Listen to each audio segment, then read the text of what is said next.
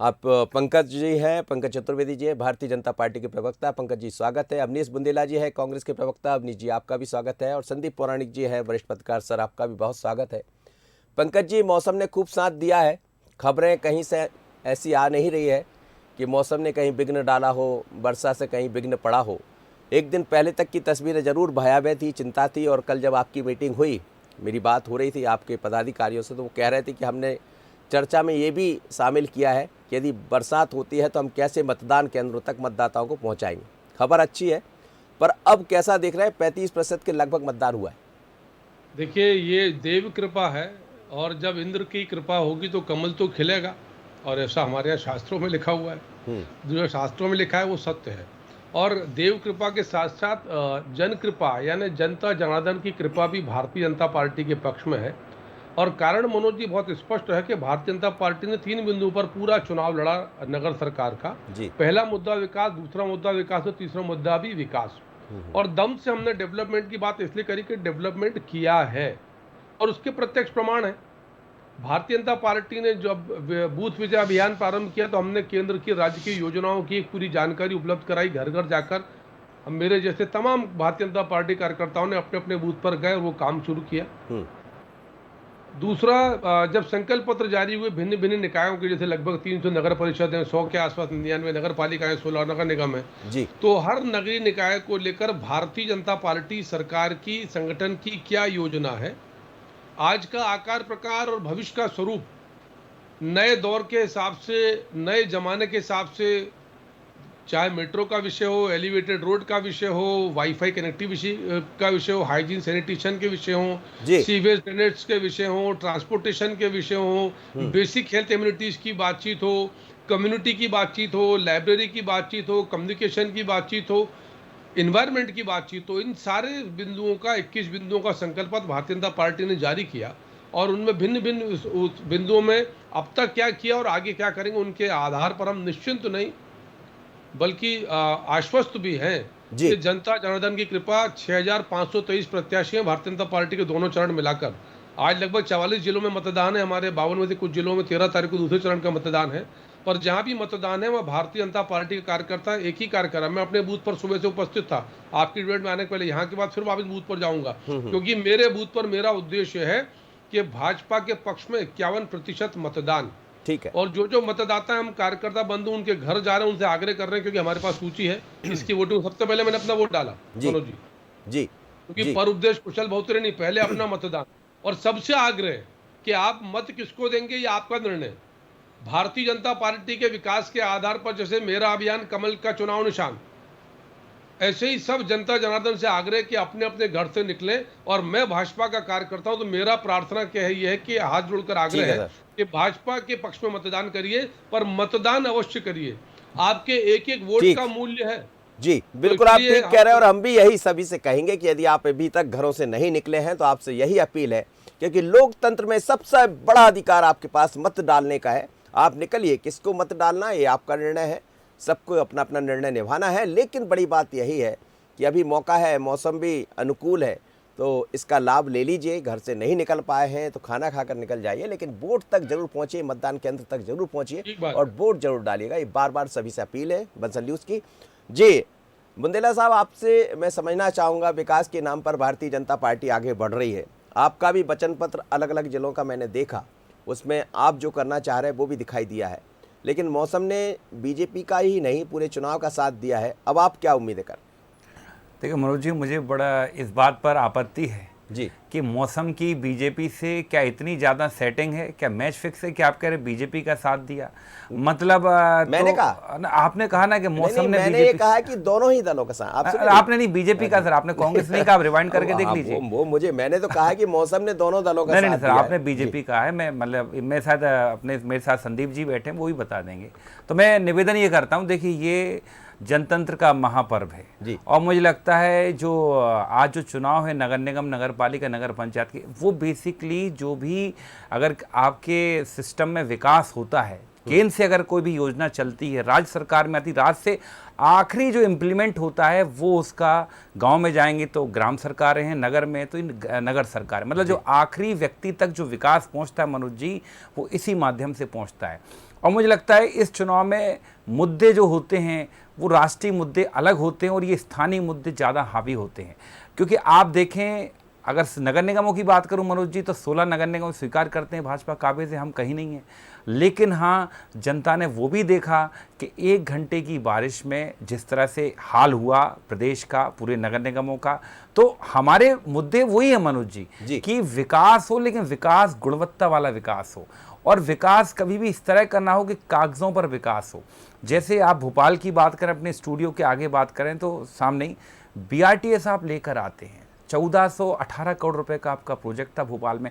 हमने तब भी मनोज जी कहा था कि कृपया करके ये गुजरात मॉडल से इसको कंपेयर मत करिए, ये भोपाल इंदौर के हिसाब से सूट नहीं करता। आप नहीं माने, आज आपको वो निकालना पड़ रहा, उसके निकालने के लिए भी आपको 300 सवा 300 करोड़ रुपए खर्च करने पड़ रहे हैं। तो मेरा निवेदन ये है, चाहे वो सत्ता पक्ष हो या कोई भी दल हो, जैसे हम ठीक है हम विपक्ष में, लेकिन हम तो एक बात करते हैं कि ये बेसिकली जनता के टैक्स का पैसा है, जनता से हम संपत्ति कर लेते हैं। आप देखें अभी कुछ दिन पहले ही नगर निगम ने चुपचाप बिना किसी नोटिफिकेशन के जो कचरा निस्पंदन जो पैसा जो होता है उसका चार्ज होता है, प्रतिवर्ष 360 रुपये लेते हैं घर से जो नगर निगम की गाड़ियाँ कचरा कलेक्ट करती, उसको कई जगह 720 कर दिया, स्क्वायर फीट के हिसाब से कई जगह आपने 1000 रुपये कर दिया।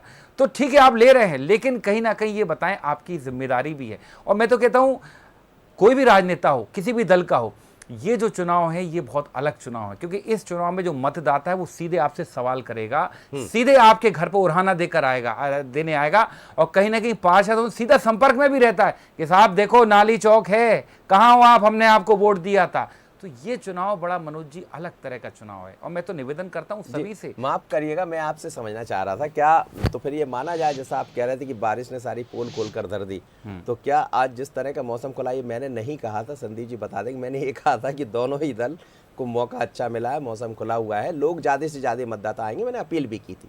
लेकिन आपने ये भी कहा था कि चुनाव के पक्ष में है वातावरण, मौसम चुनाव के पक्ष में मैंने किसी के पास, लेकिन सर नहीं सुनिए मनोज जी छोटी सी बात, मैं आपसे ये समझना चाह रहा हूं, मनोज जी छोटी सी बात है जो था, आपने चुटकीले अंदाज में कहा, मैंने भी आपका जवाब दे दिया। अब क्यों इसको इतना हम रबड़ की तरह उसको वहां नहीं ले आया, मैं उससे आगे की बात आपसे कह रहा हूँ कि जिस तरह मौसम खुला हुआ, आपने कहा कि सच्चाई खुल गई, पोल खुलकर सामने आ गई, तो क्या ये अनुरूप नहीं है? अब मैं आपसे कह रहा हूँ, क्या ऐसा होना चाहिए था कि बारिश हो जाती तो शायद और चीजें खुल जाए? नहीं सर, ऐसा नहीं। देखिए मैं तो ये कहता हूँ, कम से कम आज इंद्र देवता कृपा करें कि लोग अपने मताधिकार का प्रयोग कर पाएँ, अधिक से अधिक संख्या में मतदान पर पहुँच पाएँ।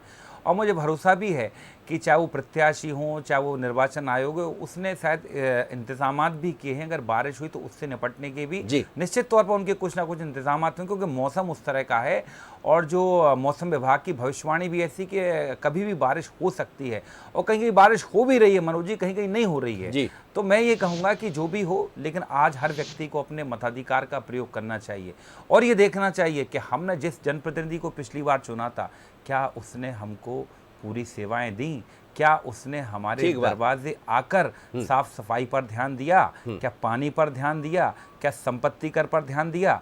और एक बात मनोज जी, सबसे बड़ा मुद्दा इस बार जो रहने वाला है, कंप्लीशन सर्टिफिकेट एक शब्द आया था अभी कुछ दिन पहले नगर निगम में, और कंप्लीशन सर्टिफिकेट मुझे ऐसा लगता सिर्फ नगर निगम की, राज्य सरकार की, नगरीय प्रशासन सरकार की एक अवैध वसूली का जरिया था। आश्चर्य इस बात का मनोज जी, कुछ घरों में पहुंचा, कुछ में नहीं पहुंचा। मतलब जो एलिट क्लास के घर थे, हमने देखा जहाँ नव निर्माण हो रहा है वहाँ पहुंचा। और आप आश्चर्य करेंगे, 1000 रुपये, 1000 स्क्वायर फीट का अगर कोई मकान है, उसके कंप्लीशन सर्टिफिकेट के लोगों को 1.5 लाख रुपए खर्च करना पड़े। आप कंपाउंडिंग करिए, आपने ये छज्जा इधर कैसे निकाला, वैसे कैसे निकाला, 30% तो आपने समझाया होगा ना इस चुनाव में, जब लोगों के घर गए होंगे तो सारी चीज समझाई। और हमें तो आश्चर्य होता है कि भोपाल की नगर निगम महापौर की प्रत्याशी मालती राय जी का आज संकल्प पत्र फ्रंट पेज पर ठीक है, वो विज्ञापन कितने लाख का है मैं उस पर नहीं जाता। पहला बिंदु क्या है आप पढ़िए, पहला बिंदु है कि अगर मैं महापौर बनी तो मैं भ्रष्टाचार खत्म कर दूंगी।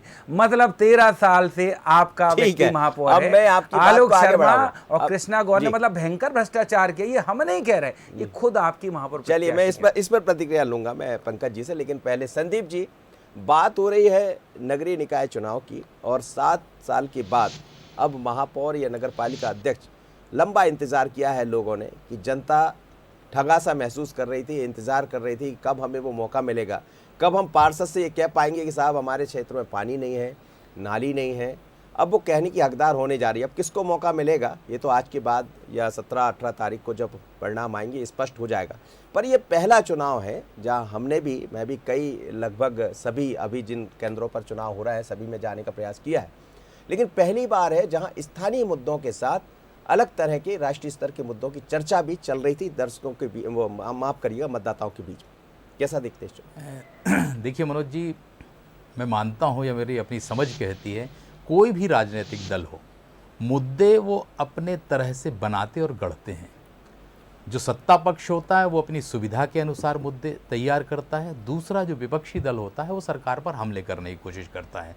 जहाँ तक आपने स्थानीय निकाय के चुनाव में स्थानीय के साथ राष्ट्रीय मुद्दों की बात की, स्वाभाविक सी बात है, बीजेपी की सरकार केंद्र में है, राज्य में है, वो चाहेगी कि जो केंद्र की सफलताएं हैं उसकी, चाहे आप राम मंदिर का मुद्दा ले लीजिए, चाहे 370 का ले लीजिए, जितने भी मुद्दे हैं वो राष्ट्रीय परिप्रेक्ष्य के मुद्दे हैं, बीजेपी उन्हें भी लाएगी।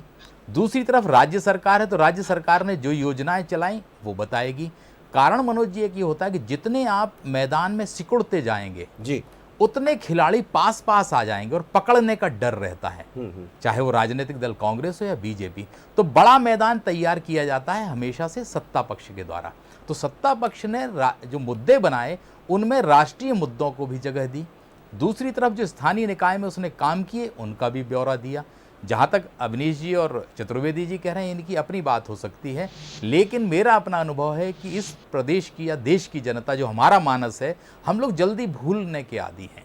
क्या 7 साल पहले जो वादे किए गए थे वो पूरे हुए? उनको हम बहुत जल्दी भूल जाते हैं। वर्तमान परिस्थितियों को या वर्तमान योजनाओं पर हम ज़्यादा जोर देते हैं, और जो राजनीतिक दल मतदाता को ये बताने में सफल हो जाता है कि हमने ये काम किया, चाहे देश की सुरक्षा का मसला हो, चाहे 370 की बात हो, चाहे राम मंदिर की बात हो, चाहे प्रदेश सरकार की योजनाओं की, तो ये सत्ता पक्ष के हाथ में है। दूसरी तरफ विपक्ष में कांग्रेस, अगर कांग्रेस वाकई में बीजेपी सरकार की खामियां गिनाने में जनता के सामने सफल होती है और जनता को ये लगता है कि वाकई में उन्हें वो सुविधाएं नहीं मिली जिसकी वो हकदार हैं, उन पर टैक्स ज़्यादा लगाया जा रहा है, जैसा अवनीश जी कह रहे हैं, अगर वो ये जनता समझ लेती और ये समझती है कि उसे आने वाले समय में इस दल के नेता से या इस दल के उम्मीदवार से बेहतर मदद नहीं मिलेगी, तो मुझे लगता है कि जिसके पक्ष में उसका मन होगा मतदाता का, वहां वोट जाएगा। ये भरोसे का चुनाव है, मुझे ऐसा लगता है। बिल्कुल आप ठीक कह रहे हैं। और भरोसे का चुनाव इसलिए भी होता है कि एक एक व्यक्ति को, एक एक पार्षद को लोग जानते, वहाँ की जनता जानते, और जिसे नहीं जानते वो उसको सबक सिखाने का हकदार है वो, और शायद सबक सिखाएंगे, दिखाएंगे। पंकज जी एक बात कह रहे थे, अवनीश जी आपसे सवाल भी कर रहे थे, हालांकि उन्होंने कहा कि जो आपका संकल्प पत्र है यहाँ की महापौर प्रत्याशी का, उन्होंने संकल्प पत्र में पहली लाइन में लिख दिया कि हम भ्रष्टाचार खत्म करेंगे यदि मैं आई तो क्या ये माना जाए कि जैसा अवनीश जी कह रहे थे भ्रष्टाचार हो रहा था? देखिए मनोज जी, कांग्रेस पार्टी तथ्यों को अपने हिसाब से परिभाषित करती है जी। मालती राय जी ने अपने वक्तव्य में बहुत स्पष्ट तौर पर कहा कि आज जो कांग्रेस पार्टी की महापौर पद की प्रत्याशी हैं विभा जी, वो 1999 से 2003 तक 5 वर्ष के कार्यकाल के लिए महापौर निर्वाचित हुई सरकार थी कांग्रेस पार्टी की। दिग्विजय सिंह जी मुख्यमंत्री थे, सज्जन सिंह जी नगरीय प्रशासन मंत्री थे, और विभा पटेल जी भ्रष्टाचार के आरोपों के चलते अपना कार्यकाल पूर्ण नहीं कर पाई थी, और उनके विरुद्ध भ्रष्टाचार की जो प्रकरण प्रस्तुत प्रचलन की अनुमति थी नगरीय प्रशासन मंत्री में सज्जन सिंह वर्मा जी ने दी थी, मुख्यमंत्री दिग्विजय सिंह जी थे। उस भ्रष्टाचार का उल्लेख भारतीय जनता पार्टी में मालती राय जी कर रहे हैं कि जो व्यक्ति पहले भ्रष्टाचार के आरोप में अपना महापौर का कार्यकाल पूर्ण नहीं कर पाया, यदि वो दोबारा आए तो किस प्रकार का भ्रष्टाचार होगा, उस भ्रष्टाचार के समापन की बात नगर निगम के स्तर पर की जा रही है, एक विषय। दूसरा, आपने बिल्कुल एक ज्वलंत प्रश्न खड़ा किया है राष्ट्रीय विषयों का। और मनोज जी, अब देश का जो आज का मतदाता है वो किसी भी चुनाव को राष्ट्र और प्रांत के विषयों से जरूर जुड़ता है, और कारण बहुत स्पष्ट है कि दल की रीति नीति सोच समझ जो है वो स्पष्ट नजर आती है कि राष्ट्र के विषयों पर, प्रांत के विषयों पर, समाज के विषयों पर भारतीय जनता पार्टी का पक्ष क्या है, कांग्रेस का पक्ष क्या है। किसी बिंदु पर जिस पर समाज में विमर्श है या चिंता है, लोग चिंतित हैं, सुरक्षा पंकज जी कहीं क्या वो विषय पीछे छूट जाते, या वो कमी कहीं छूट गई आपकी तरफ से या पार्टी की तरफ से, जो राष्ट्रीय मुद्दों की चर्चा इसमें आ जाती? हालांकि चर्चा हो रही है, वो हम भी कह रहे हैं, आपने भी कहा। जी, मैं सर उसी बात पर आ रहा हूँ कि सर देखिए, भारतीय जनता पार्टी का विषय किसी भी प्रकार के सामाजिक यानी जाति धर्म के मुद्दों पर चर्चा करने का नहीं है। भारतीय जनता पार्टी का लक्ष्य बहुत स्पष्ट है, जो मैंने कहा 3 बिंदु, विकास विकास विकास, गरीब, जन कल्याण, सुशासन, और उन्हीं पर हमने बातचीत करी। पर यदि समाज में व्यापक रूप से जाति धर्म के आधार पर सुरक्षा असुरक्षा की भावना को लेकर चर्चा हो, और यदि फिर समाज व्यापक रूप में निर्णय करे कि अमुक जो पक्ष है, अमुक जो राजनीतिक व्यवस्था है, चाहे वो भारतीय जनता पार्टी हो अन्य कोई दल हो, वो उनकी उन बिंदुओं को एड्रेस कर सकता है, उनकी जो चिंताएं, जो सामाजिक चिंतन है, जिस प्रकार का परिवेश जिस समय देश भर में व्याप्त है, उस प्रकार के सामाजिक चिंतन में यदि आम जनता को लगता है कि भारतीय जनता पार्टी उनके पक्ष में सशक्तता के साथ खड़े होकर न्याय कर सकते, और हम क्या बात करते हैं, ये कांग्रेस हिंदुत्व की आपत्ति लेती है। हिंदुत्व क्या है? वसुधैव कुटुंबकम, वसुधा पूरी हमारा कुटुंब यानी परिवार है, किसी जाति धर्म की बात नहीं करी। सर्वे भवन्तु मतलब सुखिनः, अभी सर्वे भी सन्तु निरामयाः। इन चुनाव में भी आप हिंदुत्व और इन सब से उम्मीदें कर रहे हैं? सर मैं बता रहा हूं आपको कि हिंदुत्व क्या है। सर्वे भवन्तु सुखिनः, सर्वे सन्तु निरामयाः, के सब सुखी रहे, सब निरामय यानी रोगी रहे, विश्व का कल्याण हो, प्राणियों में सद्भावना हो। किसी जाति धर्म की बात करी क्या? सबका साथ, सबका विकास, सबका विश्वास और सबका प्रयास, और यही हिंदुत्व है जो किसी जाति धर्म में अपने आप को नहीं बांधता, सबको स्वीकार करता है। और यदि समाज में किन्हीं बिंदुओं को लेकर लोगों के मन में चिंता का भाव है, तो सुरक्षा की व्यवस्था भी वो देखेंगे और खोजेंगे, और फिर वो जनता तय करेगी। चलिए अवनीश जी। मनोज जी देखिए, सबसे पहली बात तो विभा पटेल जी पर जो भी आरोप थे, उसके बाद निरंतर आप सत्ता में रहे, उसके बाद देखा है 12 से 13 साल आपका महापौर भी रहे, 2 महापौर रहे, आपने कार्रवाई क्यों नहीं की? अगर महापौर विभा पटेल जी पर कोई आरोप थे भ्रष्टाचार की, कार्रवाई करना थी आपको। देखिए, आप भी परिपक्व हैं मनोज जी, संदीप जी भी परिपक्व हैं, और पंकज जी भी परिपक्व हैं। हम कोई प्राइमरी क्लास के बच्चे नहीं हैं। अगर आज वो संकल्प पत्र में कह रही, तो किस लिए कह रही, मुझे कहने की आवश्यकता नहीं, बच्चा भी समझ सकता है इस चीज़ को। कोई वो 15 साल 20 साल पुरानी बात नहीं कर रही हैं। और सबसे बड़ी बात आप देखें, वो आज ही नहीं कहा है, उन्होंने अपना एक प्रेस नोट जारी किया था, उसमें भी स्वीकार किया था, और मैंने खुद उस प्रेस नोट के काउंटर में एक प्रेस नोट जारी किया था, जो कई समाचार पत्रों में प्रकाशित हुआ था। और मनोज जी, अभी एक राष्ट्रवाद की बात उठ रही थी, बड़ी अच्छी बात है मनोज जी। कल मैंने इस विषय पर एक मैंने ट्वीट भी पढ़ा था, और मनोज जी याद हो आपको, पिछली मेरी और आपकी पंकज जी की बैठक इसी चैनल पर थी 8 बजे के कार्यक्रम में। हमने बहस की थी उदयपुर वाले मुद्दे पर। ठीक है कि वहां पर एक दर्जी को बेचारे को गला रेत कर मार दिया गया। उस दिन तो भाजपा बड़ी बड़ी बातें कर रही थी राष्ट्रवाद की, इनके नेता हिंदुत्व को मतलब हिंदुत्व की बात कर रहे थे और मुस्लिमों को गाली दे रहे थे, एक विशेष वर्ग को। आज क्या हुआ? 24 घंटे के बाद वो व्यक्ति जिन्होंने हत्या की, वो भाजपा के नेताओं के साथ खड़ा जब फोटो पाएगा, उस पर माफी मांगेगी क्या भारतीय जनता पार्टी मनोज जी? कि हम उस बात वही है कि परिचर्चा हो जाती है, छप जाती है, एक राजनीतिक दल को, एक वर्ग को आप बदनाम कर देते, उसके बाद जब आप वो झूठ निकलता है, उस पर परिचर्चा क्यों नहीं होती मनोज जी? पंकज जी उस पर आप खेद व्यक्त क्यों नहीं करते? सुप्रीम कोर्ट को कहना पड़ता है कि नुपुर शर्मा के कारण पूरे देश का माहौल खराब है, और उसके काउंटर में इनके 1.5 लोग, भले ही वो पूर्व जज हो, कुछ भी हो, क्योंकि देखिए अब जज हो चाहे डिफेंस के कर्मचारी अधिकारी हो, वो कुछ नहीं, वो सब पेड़ हो गए भाजपा के। उनने कई बार वो पाए गए कि उनने गलत बयानी, आज गलत बयानी करवाते हो कि सुप्रीम कोर्ट के बयान पर हमको शोक, हमको दुख है। तो ये आश्चर्य ये तो पहले भी आपको पता होगा कि कई सारे लोग जिन्होंने अपने पुरस्कार वापस कर दिए थे, प्रेस कॉन्फ्रेंस भी। तो मेरा निवेदन वही है, चाहे कश्मीर हो, कश्मीर में एक आतंकवादी पकड़ा जाता, वो आपकी पार्टी का कार्यकर्ता निकलता, नेता निकलता, ये किस तरह के राष्ट्रवाद का जारी करेगी क्या? माफी मांगेगी क्या? बात स्थानीय निकाय की हो रही, लेकिन बात वही पहुंच गई। जी पंकज जी, मैं शिवराज जी को सुनाऊंगा। जी मनोज जी, पहले तो मैं बड़ा विनयपूर्वक आग्रह करूंगा कि भारतीय जनता पार्टी के नेता और कार्यकर्ता किसी भी धर्म, जाति, वर्ग के व्यक्ति को कभी भी अपशब्द नहीं कहते, और न हमने अपशब्द कहा। मेरे उत्तर के साथ पाए जाते हैं। देवेंद्र सिंह डीएसपी कौन था पंकज जी? जवाब दें, वो क्या कर रहा था, उसका क्या संबंध था? अमित शाह ने उसका स्वागत किया था, इस बात का जवाब दीजिए। आप एक बार गाली दे देते हो, वाहवाही पा लेते हो, जब आप झूठे निकलते हो तो उसके ऊपर माफी क्यों नहीं मांगते? बीच में नहीं, बस जल्दी जी बोलिए पंकज जी, फिर मुझे एक खबर पर जाना, बड़ी खबर आ रही। ये जाति धर्म के आधार पर बंटवारा करना कांग्रेस पार्टी की राजनीति है, और कोई भी अपराधी तत्व भारतीय जनता पार्टी का भाग ना पहले था ना अब है।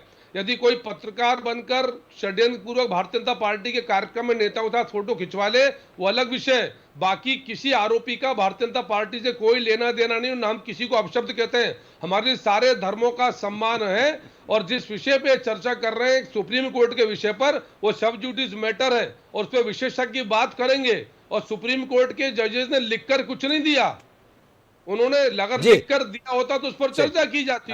मैं चर्चा की तरफ लौटता हूं। अवनीश जी, आपकी तरफ वापस आना चाहूंगा मैं। आप सुन रहे थे मुख्यमंत्री शिवराज सिंह चौहान को, बात वही हो रही थी, वो भी कह रहे थे कि विकास के नाम पर हमने वोट मांगा है। और जहां तक भ्रष्टाचार के आप आरोप की बात करते हैं, तो कम से कम ये ना कहें ये संबल योजना वही थी जो गरीबों के लिए बनाई गई थी और आपने बंद कर दी थी। देखिए मनोज जी, सबसे पहले तो जो अभी स्क्रीन पर देखा मैंने, दोनों माताओं को मैं बड़ा विनम्र प्रणाम करता हूँ कि कम से कम उन्होंने इतनी हिम्मत दिखाई, एक वृद्धावस्था वाली उनको माता जी को, और एक महिला भी जो थी, जो दिव्यांग महिला। ये मुझे लगता है मतदान की ताकत है और सभी को सम्मान करना चाहिए, सबको मताधिकार का प्रयोग करना चाहिए। बाकी जो मुख्यमंत्री जी, मनोज जी, पहली बात नहीं, पहली बार है मुख्यमंत्री जी में इतनी छटपटाहट, इतनी घबराहट दिख रही है कि वो सुबह से, मैं दूसरे चैनल पर हूं तो हर चैनल के बीच में उनका एक 1-to-1 हो रहा है, वो वही बात कर रहे हैं। और हम तो साफ कहते हैं, साहब 15 महीने में अगर कमलनाथ जी ने भ्रष्टाचार किया, उनके मंत्रियों ने भ्रष्टाचार किया, क्या कर रहे हो आप? आपके पास ईडी है, सीबीआई है, इनकम टैक्स है, सबके छोड़ दो आप, क्योंकि आप किसको बख्श रहे हो? टीकमगढ़ में एक जो मिल गया होगा वो हो गया होगा। सर टीकमगढ़ में एक पार्षद प्रत्याशी है कांग्रेस का, लक्ष्मण रेखवाल, उनके ईडी का छापा गल गया। तो इससे साबित होता है कि आप किसको छोड़ रहे हो। तो हम तो कह रहे हैं आपने कार्रवाई क्यों नहीं की अब तक। और कमलनाथ जी ने 15 महीने की सरकार में जो विकास की नींव और नजीर पेश की है, उसका तो अनुसरण कर रही भारतीय जनता पार्टी। 15 साल आप सोते रहे, आपने भूमाफियों पर कार्रवाई नहीं की, कमलनाथ जी ने की। 15 साल आप शुद्ध के खिलाफ युद्ध नहीं लड़ा, आप सोते रहे, कमलनाथ जी ने की। आप बताएं 15 साल आपने महाकाल मंदिर के जीर्णोद्धार की तरफ आपका कोई ध्यान नहीं गया, हमने 300 करोड़ रुपए दिए। आप 15 साल आपने पुजारियों का मानदेय नहीं बढ़ाया, हमने उस पर भी काम किया। हमने 15 महीने में रोजगार और सृजन के लिए भी काम किया। लेकिन ये हमेशा बात करते हैं आई-फाई वार्ड की, इनको जैकलिन की कमर ज्यादा दिखती है। संबल की बात भी कर रहे थे सर शिवराज। नहीं, मैं बात बता रहा हूं, इनको हमेशा ये गलत जगह जाते हैं, चूंकि संघ की पाठशाला में सब पढ़ाया जाता है ना। संबल की जहां तक बात है, देखिए संबल में 35 लाख हितग्राही वो पाए गए थे, हमने दूर अलग किए थे उससे जो भाजपा से जुड़े थे। हमने ये भी पाया है जिनके घर बड़ी बड़ी 20-25 लाख की लग्जरी गाड़ियां रखी थी, वो संबल योजना में थे। जबकि नियम क्या है, अगर आपके घर टीवी भी है, अगर आपके घर फ्रिज भी है, तो अभी आप संबल योजना में नहीं आते। पहली बात तो ये, अगर 70 लाख लोग आपके संबल योजना में हैं, तो मतलब आपने लोगों का विकास नहीं किया, मतलब लोगों को आपने डेवलप नहीं किया, मतलब गरीबी रेखा के नीचे है, मतलब आपके। इससे साबित होता है कि आपकी ये संबल योजना है, ये भाजपा का एक बहुत बड़ा सुनियोजित संगठित घोटाला है, जिसमें सिर्फ भाजपा के जो इनके कार्यकर्ता रहते हैं ना, जो जिंदाबाद मुर्दाबाद करते रहते हैं, कई सारे बेचारे घर बार छोड़ छाड़ के, उनको लगा इनको हम क्या करें, संबल योजना में मतलब उन्होंने कार्यकर्ता को पेट पलता रहेगा, खाना खाते रहेंगे। मतलब जो कहीं ना कहीं इनके दल से जुड़ा हो वही संबल योजना का लाभार्थी होगा। बाकी जवाब ले लीजिए पंकज मनोज जी, संबल योजना में यदि कांग्रेस को 70 लाख लोग गलत शामिल मिले थे, 35 लाख कर लेते हैं, 35 लाख लोग गलत शामिल मिले थे, तो कार्रवाई करने से किसने रोका? अलग किया ना हमने पंकज जी उनको, अलग किया। हितग्राहियों पर कभी एफआईआर थोड़ी की जाती है, कार्रवाई तो होना चाहिए सरकार पर, जिन्होंने लाभार्थी बनाया। किसने कहा? आम जनता पर थोड़ी कार्रवाई की जाती है। मतलब आप चाहते हैं कि आम जनता को जेल में डाल दे? सरकार में क्यों नहीं कार्रवाई? पंकज जी, मतलब आप चाहते हैं आम जनता को जेल में डाल देते? 35 लाख वास, मतलब आपकी पार्टी के कार्यकर्ता हितग्राही आपके, आप कह रहे हमसे कार्रवाई करोगे, महापापी हमसे करवाओगे। अरे साहब, ईडी सीबीआई है ना, आप करो कार्रवाई। अगर हमने पंकज जी गलत काम किया तो आप कार्रवाई करो, जेल में डाल दो कमलनाथ जी को, जेल में डाल दो कमलनाथ जी को, दिग्विजय सिंह जी को, जयवर्धन सिंह को, जेल में डाल दो तरुण भानोट को, जेल में डाल दो सज्जन सिंह वर्मा को, अगर कार्रवाई की है तो, अगर हमने गलत किया। लेकिन ये झूठे ऑन स्क्रीन आरोप मत लगाइए। ये मुख्यमंत्री आज वोटिंग के दिन ऐसे आरोप लगा रहे, शर्मा नहीं चाहिए। ऐसा पहली बार किसी मुख्यमंत्री को। सर कमलनाथ जी बोल रही, सर वो भी आ जाए, जवाब दे दो, उसमें क्या दिक्कत है? हम तो आप बताइए कहां करा रहा, हम हम उन्हीं इससे सूरज को साबित पहुंचा होता देते है हैं, सर, कि हम कितना करा डर लेते है, इंटरव्यू करा लेते। कितना भय है। जी। जाएगी गई। जेल जाएगी। मैं कह रहा हूं मनोज जी, जितने जेल 16 के जाएगी, 16 कमलनाथ नगर जी, निगम जेल कांग्रेस पार्टी जेल बनाने जा रही है, जेल 20% जाएंगे। वोट इनका खत्म हो चुका है। जेल जाएंगे। क्यों? क्योंकि जाएंगे, जेल इन्होंने जाएंगे। शोषण किया जनता का, कमलनाथ जी जाएंगे इन्होंने जेल, जैसे भ्रष्टाचार आपकी किया, इच्छा है। सड़कों के हाल देख ठीक। लो, स्मार्ट उनकी सिटी इच्छा बन नहीं कितनी पाई, बढ़िया है। 8 साल हो गए, कमलनाथ जी को कुछ जेल हुआ नहीं, पहुंचाना चाहते नालियां हैं। उफान पर हैं, पानी का पानी कमलनाथ आता, को जेल पीने का पहुंचाना पानी चाहते आता हैं। नहीं है। 15 साल कमलनाथ से जी को जेल 17 साल चलिए, से खुद सत्ता में हो, अवनीश कहते जी, हम पर्सनल अवनीश कनेक्शन जी, देंगे, अवनीश खुद ही जी, ने बल्क दिए, अवनीश रखे थे जी। पर्सनल देंगे। जाएंगे। भैया कैसा कैसे जेल कैसे जाएंगे। नियम बना रहे हो, जेल कैसे मैं सरकार लौट लेकर रहा आ हूं। रहे हो? मनोज जी, जी। मैं विकास का उत्तर देता हूँ। हाँ जी। 19.74% विकास दर मध्य आप तो प्रदेश ये की। बताओ मुझे, अवनीश जी, सुन सड़कें तो क्यों लीजिए, टूट रही आपको हैं? मैंने पर्याप्त, अब आप नालियां सुन उफान पर क्यों नहीं, नहीं, हैं? आप सुन लीजिए, सुन लीजिए। प्रति व्यक्ति आए 1.25 लाख रुपए, 33,000 की विकास हुआ। सिंचित क्षेत्र 7 लाख हेक्टेयर, 46,000 हेक्टेयर विकास अरे हुआ। नगर निगम का चुनाव है पंकज जी, उसकी बात करिए, कहां पर सिंचित क्षेत्र पर चले गए? फिर तो अगर हम कहेंगे कि हमने ITI बनाया, सर, इतना सब हमने होने के बाद अस्पताल मेहनत बनाए, बहुत किया आप लोगों ने आपने चुनाव में, बेचे, सर। हमने पंकज एयर जी, इंडिया बनाया, आपने टाटा बहुत को कुछ आपने बेचा। किया, ये इसके बात बाद भी करूं फिर मेहनत मैं? बहुत करना पड़ी, सर। हमने कई सारे PSU बनाए, आपने बेच दिए, ये बात करूं फिर मैं? लगातार नगर निगम की बात करें पंकज जी, जिसके चुनाव है, नगर पालिका की, नगर पंचायत की बात करें। भोपाल को आपकी इच्छा है कमलनाथ जी को जेल पहुंचाने की, जाएंगे अपने अरे कर्मों से। करवाइए, करवाइए, चलिए, मत जाइए जेल मत सर, करिए। जेल की अगर बात मत हिम्मत करिए। है तो जेल में डालिए, अगर हमने आज तो वोट लेकिन की बात ये करिए। ऑन-स्क्रीन आरोप मत वोट लगाइए। की बात करिए, आप जी। तो अब आपका मुख्यमंत्री लौट रहा हूं। आरोप लगाता है, लौट मतलब रहा हूं। मुख्यमंत्री इतना असहाय है कि भ्रष्टाचार किया, कुछ कर नहीं पा रहा है। ये साबित करता है मुख्यमंत्री की कहीं ना कहीं संदीप ये जी, अब वो बताता है कि मुख्यमंत्री असहाय है, संदीप कमजोर है। जी, संदीप जी दोनों मेहमानों को सुन रहे हैं। संबल योजना की बात लंबे समय से होती रही है। संबल योजना पर कई तरह के आरोप पहले से लगते रहे, लगातार मुख्यमंत्री के निशाने पर कांग्रेस रही है, उस दौर की बात वो करते हैं, आज भी वो वही बात कर रहे हैं। लेकिन ये सब वो योजनाएं हैं जो सीधे सीधे गरीबों को जोड़ती है, और कहीं ना कहीं उसका असर, जैसे कांग्रेस भी एक बिजली का लेकर आई थी, लोगों के बिल माफ कर दिए थे, बात दोनों ही दलों के हम कर रहे हैं। क्या यही सब मुद्दे, यही सब चीजें अब जनता पूछेगी? क्योंकि 7 साल का लंबा एक समय बीता है जब ना तो कोई जनप्रतिनिधि रहा, सिर्फ अधिकारियों ने अपना काम किया, और उसमें जिम्मेदार कौन होते, अधिकार किस तरह से अधिकारी लोग अपना काम करते, वो सब दिखाई देता।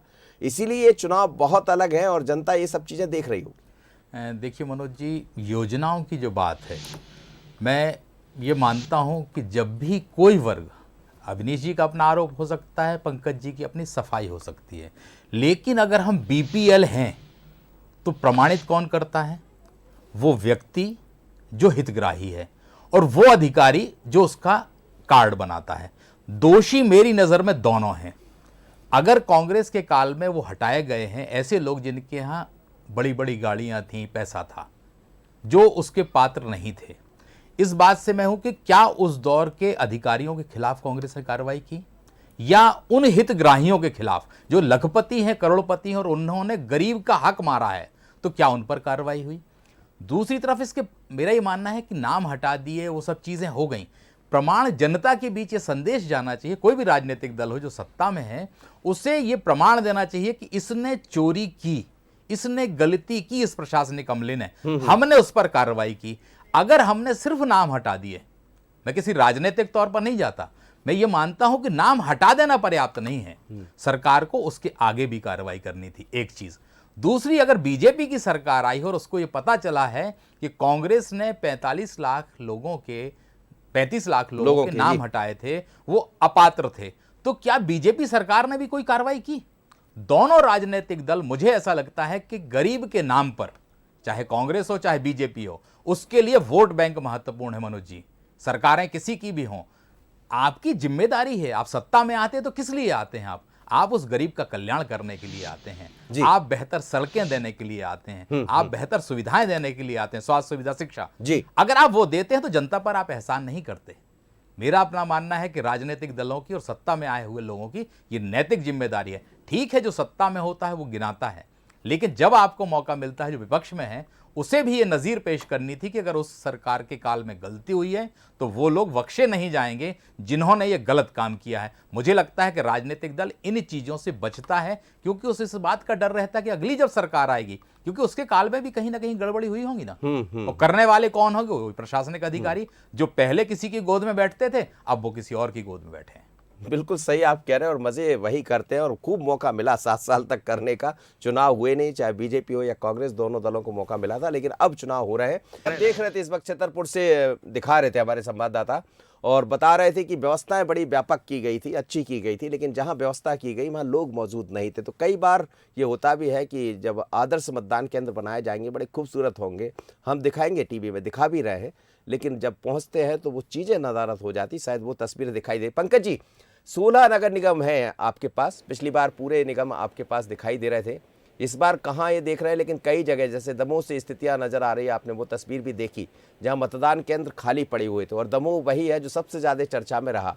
हम भी वहाँ गए तो जो पहले आपके साथ जुड़ा करते थे उन्होंने 35 से ज़्यादा वार्डों में निर्दलीय प्रत्याशी को खड़े कर दिए। सर, दमोह नगर निगम नगर पालिका है। नगर पालिका की बात करो सर। जी, दमोह और नगर निगम 16 है और 16-0 का रिकॉर्ड होगा।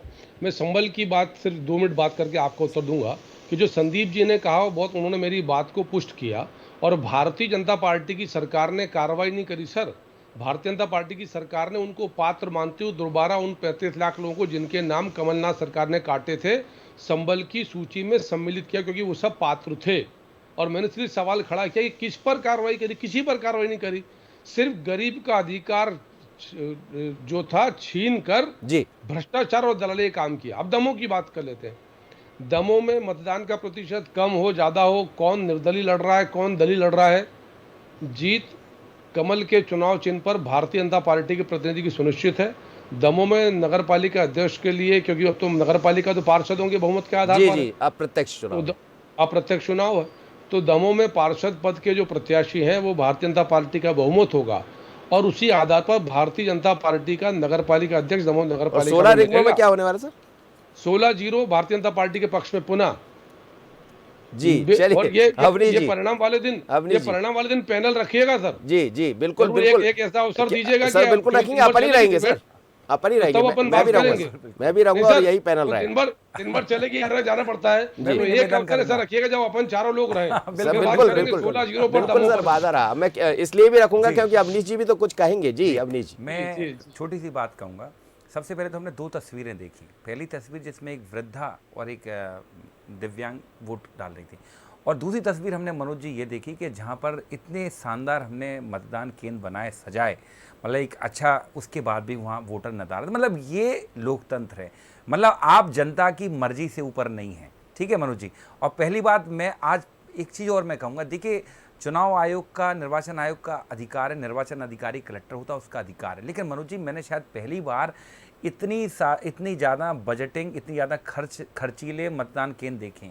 मुझे ये समझ से परे, ये वही स्थिति हो गई, आप 56 भोग लगा दो थाली में, अगर नमक नहीं है तो टेस्ट गायब है। मतलब मतदाता नज़ारत है तो आपका सब सजाना बेकार है। आपने उसको भी एक इवेंट का रूप दे दी, शायद यही कारण है। आप चेक करिएगा, और मुझे ये देखने में समझ में आया है, मैं इसको चेक करवाऊंगा, मैं प्रयास करूंगा इसकी जानकारी जुटाऊं कि पहले चुनाव आयोग का बजट क्या था, आज क्या है। क्योंकि शायद यही कारण है कि जब मोदी जी को 2014 में सत्ता दी गई थी, उस समय देश पर कर्जा था 2.5 लाख करोड़। कितने साल में? 62 या 63 साल में, जो भी आपको मानना। आज कितना कर्जा मनोज जी चेक करो, 26 लाख करोड़, मतलब 10 गुना, मतलब ये मतलब 10 गुना। नगर पालिका नगर निगम के चुनाव में मुझे सब ये देखेंगे कहने लोग। में कोई गुरेज नहीं है। देखिए जहां परचेसिंग होती है, जहां खरीदारी होती, परचेसिंग होती है, वहां कहीं ना कहीं भ्रष्टाचार होने के 16 निगम का तो बता दीजिए क्या होने वाला है। देखिए 16 नगर निगम 16-0, हम 16 जीतेंगे, भाजपा 0 रहेगी। अब मैं दोनों संभाल के रख लेता हूं, फिर उन्हें भी 16-0 कर दिया, आपने भी 16-0, और मैं भी चाहता हूं, सोच लीजिएगा, 17 सोच तारीख लीजिए को सर, मैं, 16-0 पंकज जी, मनोज जी हम साथ में बैठे, संदीप भाई भी साथ में बैठे। 16-0 सर, 16-0 की बात कही सर। बिल्कुल बिल्कुल, हम 16 के 16 नगर निगम जीत रहे संदीप जी हैं। से, संदीप जी, एकाध हो सकता है भाजपा गलती से जीत जाए, कोई दिक्कत नहीं। संदीप जी चलिए, तो उत्साह है और ये होना भी ऐसा चाहिए। नहीं, जी, ये सटीक बात है, पूरी जिम्मेदारी से कह रहा हूँ, जी। पूरी जिम्मेदारी से कह रहा हूँ मनोज नहीं जी, आप कॉलर उठा के कह रहे हैं। पूरी जिम्मेदारी से कह रहा हूँ। जी जी, ठीक है क्लिप संदीप। रखिए संभाल कर। हाँ, जी जी जी। नहीं रख लेते जी। संदीप जी, दोनों दलों का दावा है, खैर होना भी चाहिए, कोई ये तो कहेगा नहीं कि हम नहीं जीतेंगे, लेकिन जो स्थितियां है, एक तो मानसून ने साथ दिया है, तो ये अच्छी बात है कि शायद वोटिंग का प्रतिशत अच्छा बढ़ने वाला है, और जो चिंताएं बढ़ी हुई थी वो चिंता धीरे धीरे कर कम होती नजर आ रही, यानी अच्छी तादाद में लोग निकलेंगे। जो मतदान केंद्र खाली है, हम उनसे यही अपील कर रहे हैं, हम भी कर रहे हैं कि नहीं खाली है तो आप घर से बाहर आ जाइए, और प्रशासन के जो भी जिम्मेदार लोग होंगे या पार्टी के लोग होंगे वो मतदाताओं को लेकर आए। लेकिन ओवरऑल ये चुनाव एक नई कहानी लिखने जा रहे हैं। मनोज जी, मैं आपकी बात से 100% सहमत हूँ कि ये नई कहानी लिखने जा रहे हैं। 16 नगर निगम है, पंकज जी भी कहेंगे हम 16 जीतेंगे, और बुंदेला जी भी कहेंगे। कारण है उसके कि उसका कारण है क्योंकि जाके पार्टी में भी तो जवाब देना होता है हम लोगों जी, को, जी। बताना पड़ता है क्योंकि ये स्वीकार नहीं सकते। लेकिन मनोज जी, ये नगर निगम के चुनाव कई बड़े नेताओं का भविष्य भी तय करने वाले हैं। आप ये बिल्कुल मान के चलिए, चाहे बीजेपी हो चाहे कांग्रेस हो, कई नगर निगम ऐसे हैं जहां की हार जीत का असर उन उम्मीदवारों पर कम, उस इलाके के बड़े नेता पर पड़ना तय है, और उन नेताओं पर खासकर जिन्होंने टिकट दिलाने के लिए जोर लगाया है। तो मुझे, जैसा आप कह रहे हैं कि कई मायने में महत्वपूर्ण है, एक मायने में जरूर महत्वपूर्ण है ये वाला कि अगर उम्मीदवार की जीत और हार होती है तो 2023 और 2024 के जो टिकट बटेंगे उस पर भी असर नजर आएगा इन नतीजों का। चलिए, और इसीलिए कई जगह कांग्रेस ने भी विधायकों को मैदान में उतार दिया। अब जो विधायक यदि चुनाव नहीं जीते तो उनका क्या होगा, ईश्वर करे। खैर, सभी तो जीतेंगे नहीं, पर दोनों का दावा है 16-16 जीतेंगे। 32 है नहीं, सिर्फ 16 ही है। कौन जीतेगा कौन हारेगा, नज़र इस पर रहेगी। जब मतदान का परिणाम सामने आएगा 17 और 18 तारीख को, नजरें उस पर बनी रहेगी। लेकिन हम सबसे यही अपील करते हैं कि आप यदि घरों में हैं तो घर से बाहर निकलिए, आपके पास पर्याप्त टाइम है, जाइए अपने मत का इस्तेमाल कीजिए। किसके लिए करना है ये भी आपका स्वतंत्र अधिकार है, पर जाइएगा जरूर। आप सभी मेहमानों को बहुत धन्यवाद। पंकज जी जुड़े, अवनीश जी और संदीप जी। मध्य प्रदेश में आज नगरीय निकाय के 11 जो नगरीय निकाय हैं उनमें चुनाव होने जा रहे हैं। खासकर नगर निगम की हम बात करें, इसी तरह नगर पालिका, नगर परिषद में भी चुनाव हो रहे हैं। पिछली बार यानी अगले राउंड में जब होगा 13 तारीख को, तो सबसे ज़्यादा संख्या आज ही है और सभी की स्थितियाँ नज़र आ रही है।